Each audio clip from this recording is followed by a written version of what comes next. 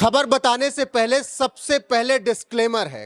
Disclaimer ये है कि यह खबर सूत्रों के हवाले से है और ऑफ द कैमरा कुछ बातें हैं जिसके आधार पर हम ये कह रहे हैं कि योगी आदित्यनाथ की बात ना मानकर मोदी शाह ने बड़ी गलती कर दी।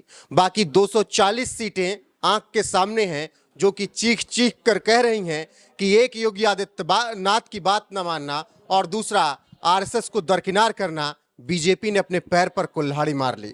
दरअसल हुआ यूं कि जब 80 लोकसभा सीटों को लेकर बात हो रही थी, जब अमित शाह आज के 1.5 साल पहले कौशाम्बी पहुंचते हैं और कहते हैं कि उत्तर प्रदेश की 80 लोकसभा सीट जीतनी है, तो सबसे पहला काम था कि अपने सांसदों का काम जांचना था, लेकिन बीजेपी ने वो नहीं किया।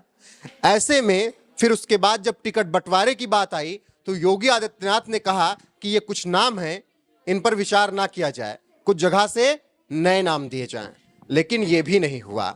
आप यकीन करिए कि लगातार लोग भी बोल रहे थे कि बृजभूषण शरण सिंह को टिकट नहीं मिलना चाहिए। हालांकि मिला भी नहीं, लेकिन चाहे बृजभूषण को टिकट मिले चाहे करण भूषण को, बात बराबर है।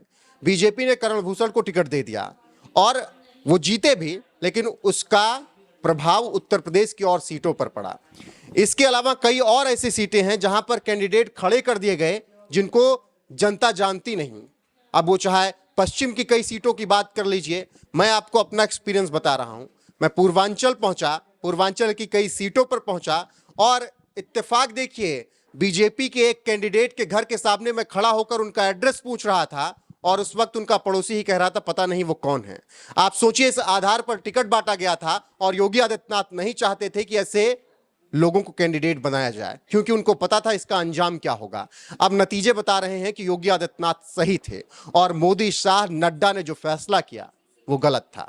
फिलहाल बीजेपी अब सरकार तो बना लेगी एनडीए के साथ, जो उनके गठबंधन में दल हैं उनको मिलाकर, लेकिन कितना विश्वास रहेगा? क्या बिना डर के जिस तरीके से 14 से 19, 19 से 24 में बीजेपी ने सरकार चलाई उसी तरीके से चला पाएगी?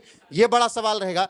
लेकिन यहां से बीजेपी को, मोदी, शाह को और नड्डा को कई बातें अब सीखनी होंगी और ये बातें होंगी कि सबको साथ लेकर कैसे चलना है और हर एक मुख्यमंत्री की बात कैसे मानना है, कैंडिडेट को किस तरीके से चुनना है। अब आपको एक और उदाहरण मैं देता हूं।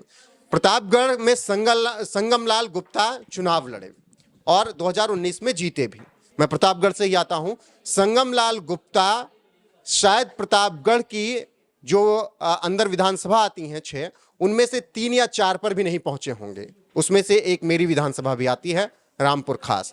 पहुंचे तो बवाल हो गया था, मारपीट हो गई थी और थप्पड़ कांड हो गया था, बड़ा बवाल मचा था, प्रमोद तिवारी पर आरोप भी लगे थे। लेकिन संगमलाल गुप्ता की छवि वहां से खराब हुई और ये बात दिल्ली तक पहुंची और कहा गया कि इनको 24 में टिकट नहीं दिया जाना चाहिए क्योंकि ये चुनाव नहीं निकाल पाएंगे, और हुआ भी वही।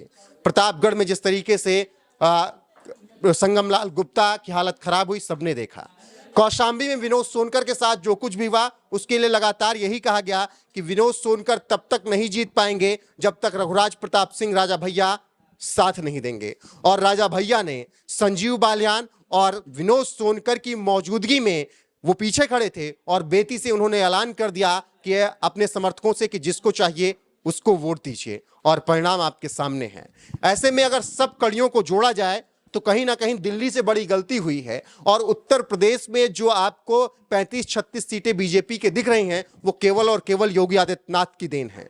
अगर जो सीटें नहीं आई हैं उसमें कहीं ना कहीं केंद्र के गलत कैंडिडेट चुनने की वजह से हैं, क्योंकि लोगों में मोदी और शाह को लेकर या योगी आदित्यनाथ को लेकर नाराजगी नहीं थी, अपने सांसद को लेकर, और जो सांसद वहां पर चुनने के लिए प्रत्याशी बनाए गए उनको लेकर थी। कोई पैराशूट से बुला दिया गया, कोई कहीं से ले आकर खड़ा कर दिया गया, और ऐसे ऐसे कैंडिडेट जो कि जीतने के बाद दिखेंगे भी नहीं। बाकी नतीजे आपके सामने हैं। बीजेपी तरस रही है 272 के लिए, और तीसरी बार जो मोदी सरकार 400 पार की बात हो रही थी, अब ये बात हो रही है कि किसी तरह बन जाए मोदी सरकार, नीतीश नायडू मान जाएं अब की बार। तो फिलहाल जो भी अपडेट रहेगी आप तक पहुंचाते रहेंगे, लेकिन अभी बस इतना ही कहना है, अगर योगी आदित्यनाथ की बात मोदी शाह मान गए होते तो आज बीजेपी का ये हश्र ना होता।